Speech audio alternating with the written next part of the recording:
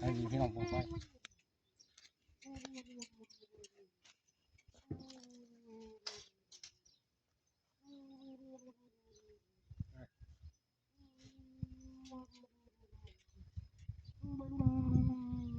นี่วงกินอ่ะรู้ปะเอ๊ะ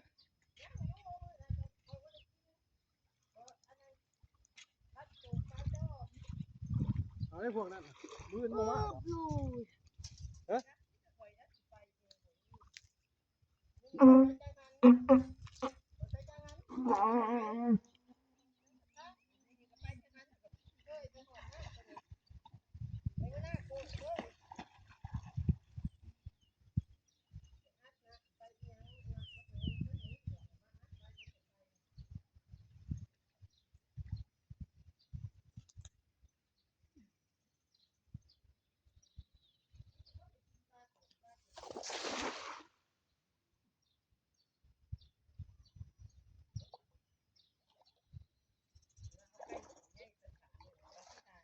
กินยังหัวมันอยู่ได้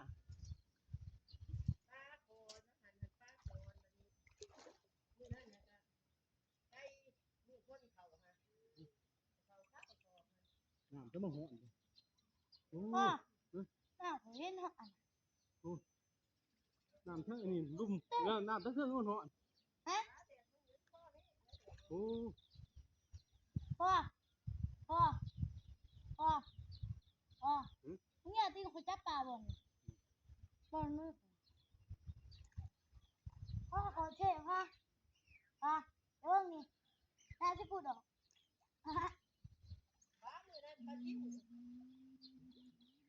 ผ้าเรื่องยากของกลางงอกกระซิบก็ได้เยอะ ที่ใส่อยู่อ่ะนั่นแหละกับมาคันกับจอดนี่แหละกับปิ้งหัวออกปิ้งไปโอ้จริงปลาจอมมากอยู่หรอกแต่ว่ากินย่ำไรกับเพาะขึ้นย่ำเลย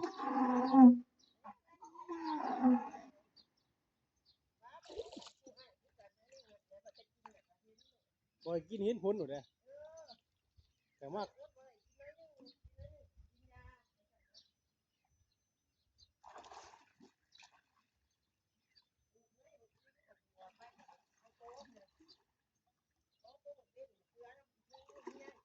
นี่แล้วปลูกเนี่ยมีแล้วพอดีฝนตกว่าขึ้นเยอะ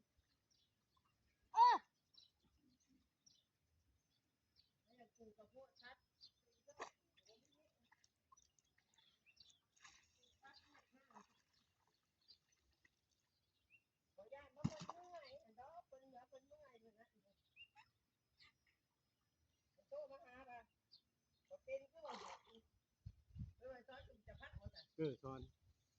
สอน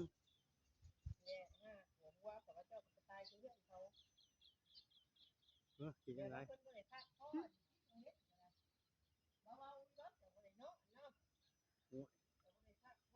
คนอายุ16 ปีด้วยไปเถอะคุณ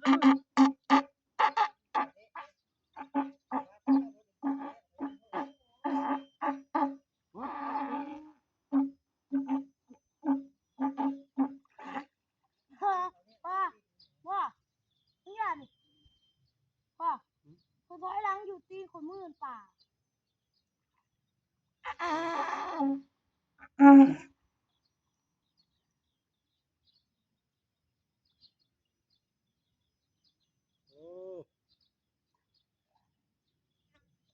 น้ำมันเครื่องห้อนห้อนโอ้โอ้โหบอก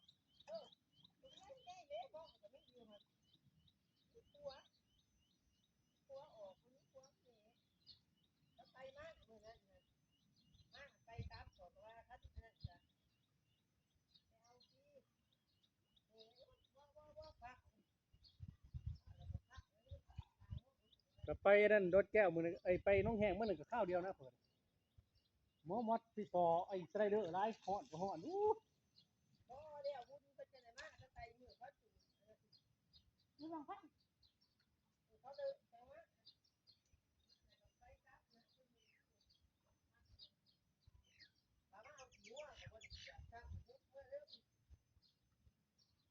มากกับไปเนี่ย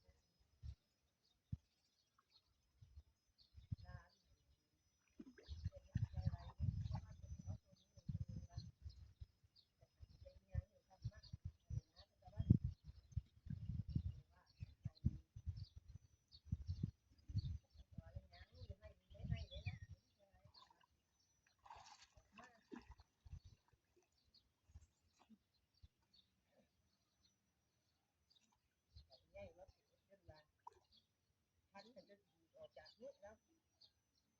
เป็นห้า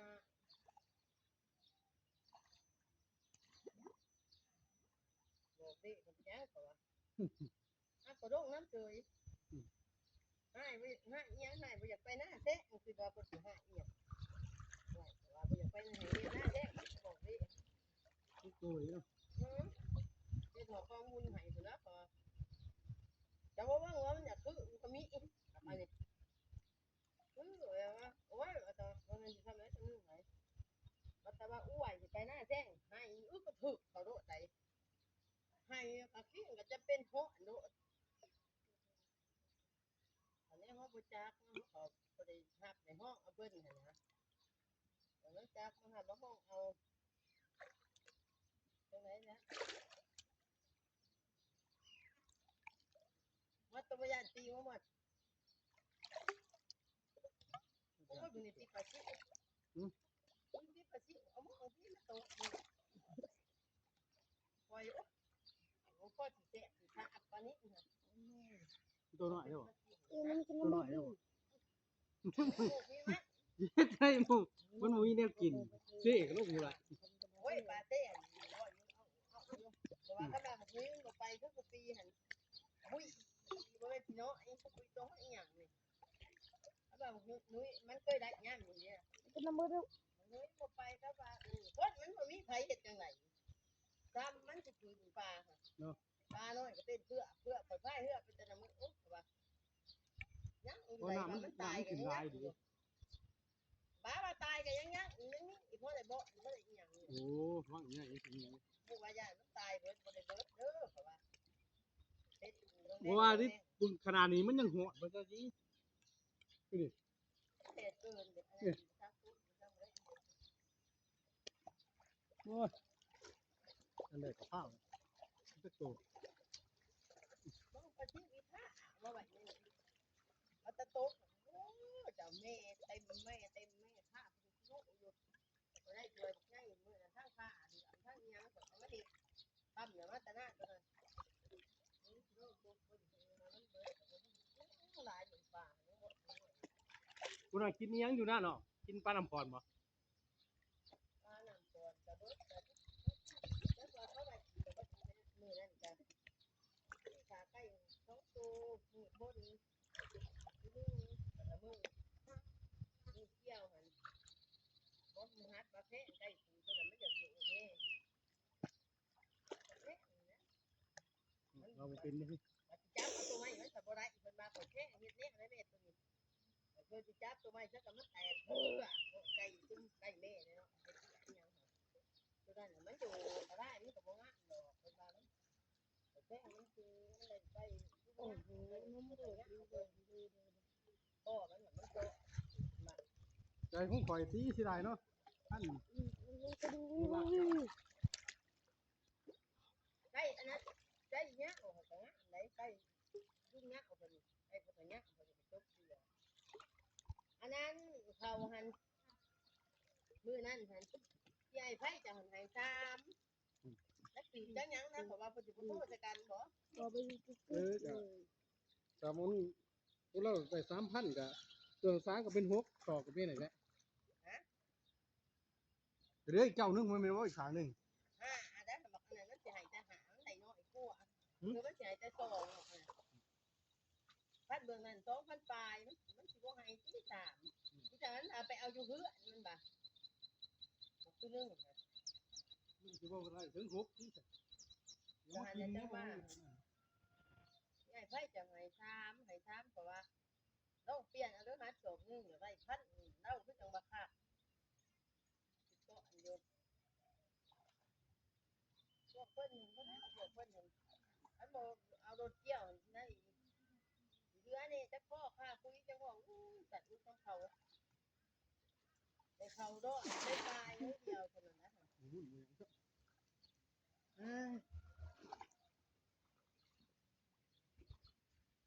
บ้าได้เขาร้อยไปปลายน้อยเดียวได้พวกเพิ่นบ่ได้พวกเพิ่น3บ่ได้มันเปื่อยตอน ดูตอนพวกเฮาเฮ็ดบ่ได้เนาะเฮ็ดได้ได้73เนาะผู้เพิ่นได้90นี่ก็ร้อยไปเนาะการปี พี่แล้วเด้สิเฮ็ด เมื่อไรได้กูอ่ะเอาเนี่ยคนบ้านนั่นพอดีล่ะบัดนี้ห้อยกิน3คือเบาเด้อคืนให้ตัวว่าจ้างเขา3คนมาลำทุกท่ายเพราะว่าเศร้าช้าเพิ่นก็ได้กล้ามาลำทีมซื่อๆกล้วยผ้าเอาเขาก็ห่วงบักไงกูว่าจักแตกมาแต่ไสอุ้ยแต่ท้องมือจนให้เนาะแล้วก็ลาบัดนั้นที่เพิ่นเป็นบ่สมัดว่าเจ้าแม่จะสิเว้าร้ายกูคือดีตัวเองล่ะวนเข้าใกล้ๆอย่างทหารมานั่นเอาข่อยมาตั้งนี่กล้วยเต็มอยู่คือก็ได้ให้เนี่ยก็บ่ได้ก็ว่าโอ้ยถ้าบ่มีน้ำใจก็ว่าปีหน้านี่กูสิให้มึงเฮ็ดให้นึงตัวเองมากูว่าบ่น่ะเฮ็ดให้นึงได้ล่ะปล่อยใช่มันโดตัวเองมาบ่คันอันนั้นก็เจอไปนี่เฮ้ยน้ำก็กินอยู่หั่นรถก็จอดอยู่หั่นต่อปลาตั้งแต่หน้าปีพุ่นน่ะ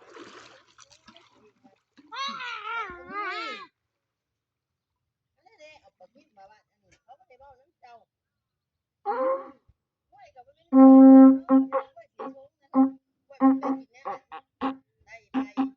แล้วก็อดเนาะเขายังบ่ตีบ่แดนโอ้ยตมสะนั้นตายบ่ยไปตัดให้ยังกล้วยเฮานี่เคยกินกับนี่กล้วยหัวหน้าชงข่อยว่าได้มันก็บ่ไปพัดมันบ่ได้ตายกินเขาคำนึงเล่นกินเขาคำนึงเล่นมีตัวนึงไปแล้ว ว่ากล้วยอุ้งสงกล้วยคนตัวเองเนี่ย กล้วยชาวบ้าน